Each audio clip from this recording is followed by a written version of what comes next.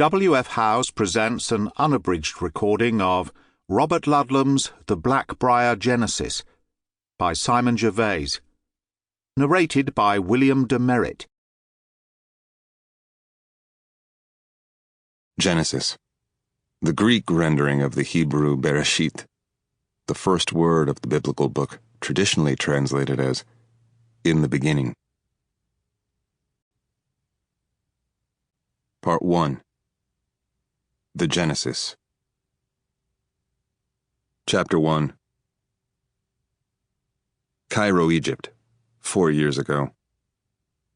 Assistant Deputy Secretary of State Edward Russell maintained a brisk pace as he hurried through Terminal 3 of the Cairo International Airport.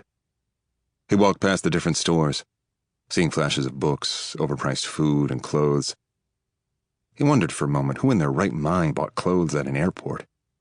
But seeing that every store was busy with customers, he just shook his head and continued toward the main station of the mini-metro.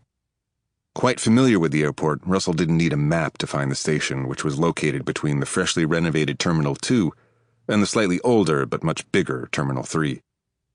Looking past the bobbing and weaving heads of the other passengers walking in front of him, Russell spotted the red and white train symbol.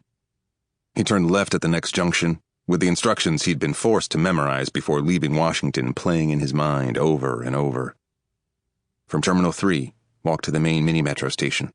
Take the mini-metro to Terminal 1, then use one of the terminal's public bathrooms before climbing back into the train to Terminal 3.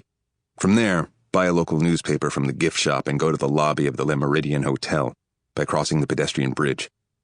Someone will be waiting for you in the lobby. Though he remembered every word, it failed to boost his confidence. Russell wasn't a spy, but he wasn't a fool either. He knew he was being watched. He just didn't know by whom. All around him, arriving and departing passengers were hauling not only suitcases and travel bags stuffed to overflowing, but also teddy bears, pillows, and shopping bags filled with consumer goods. As large and nice as it was, Terminal 3 was packed with sweaty travelers and their hurried footsteps mixed with the sounds of crying babies, echoed up and down its structure. How anyone could find him in this crowd was a mystery. It seemed that every square inch of the terminal was occupied, and it suffocated him. To his left, a porter called out, offering to carry Russell's lone carry-on. Russell dismissed him with an impatient wave of the hand and reserved the same treatment for the two currency exchangers waiting on the mini-metro platform. No, he didn't want to exchange his US dollars or euros for Egyptian pounds. No, he didn't need a taxi, and no, he didn't want companionship. Sample complete. Ready to continue?